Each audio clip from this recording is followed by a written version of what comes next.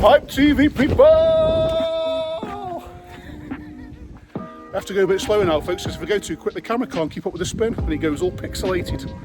Right, folks, this is the first video in the series. And what we're doing, as you can see behind me here, we've got a nice detached house. And we've got a garage that's attached to the house. Well, it's detached, but it's part of the same land. And what this is doing is having a title split, which means the owners are splitting the title of the land so that this house retains some of the land and this has its own sets of land on the land registry, which means this is now going to be converted into a bungalow. And we are doing the work.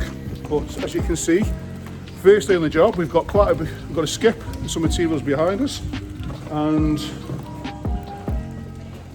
as you can see there, we've already started the work, so the floor's going down first. So what can I tell you about this? So the existing structure of this building is, as you can see, we've got block there, which are these big bricks, and then we've got the face brick there. And if we pull back this DPM, we can see that we've also got a cavity there, which is the space between the brick and the block.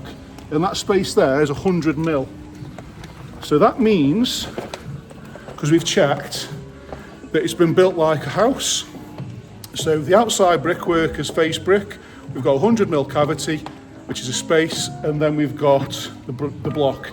And in that cavity there, we should have insulation, which we've checked and we have, which means it's already insulated. So part of the new regulations at the minute of converting anything or building something is the government have gone mad on EPC ratings and carbon footprint and want everything as warm as possible, which isn't a bad thing if you're owning a home.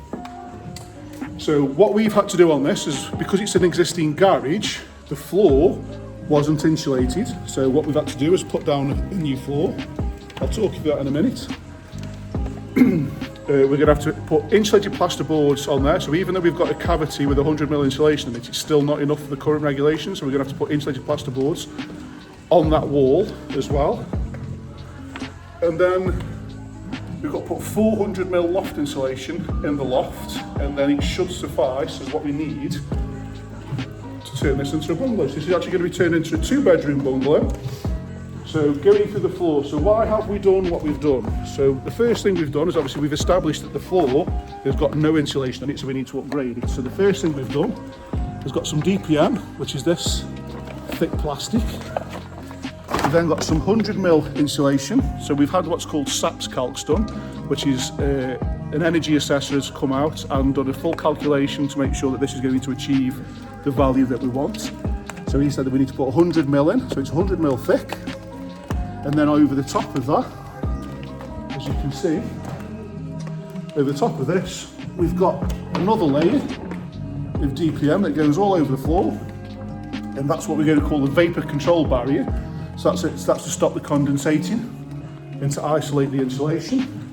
And then we're literally doing what's called a floating floor, which is just a 22 mil chipboard floor. But as you can see, it's still loose. They are put down and glued, and there you can see the glue. That's to make sure we get a really nice, big, strong, solid floor, and it'll all, once it's all glued, it'll all become one. Then we've got a good base to work off, and then a little cheat is because this is an old garage, the roof has been ply lined, so we're going to cheat now. Once we've got the floor down, we're going to put the boards on the wall, on the ceiling, sorry, because we've got no cuts to do. So normally we've got beams. There's no beams on this because it's all solid timber, so we can have no wastage. So this is a little trick we can do, is we can get all the floor, all the ceiling plasterboarded straight away, and once that's been done, we can then put the stud work up to it, so there's no cuts around the stud work, so it's going to be faster for us. It's going to save us time, save us some money on materials as well, because it's less wastage. There's a little tip for you. So like I say, we've just started, it's day one, first in the series. A few tips there, folks. I'll update you as you go along.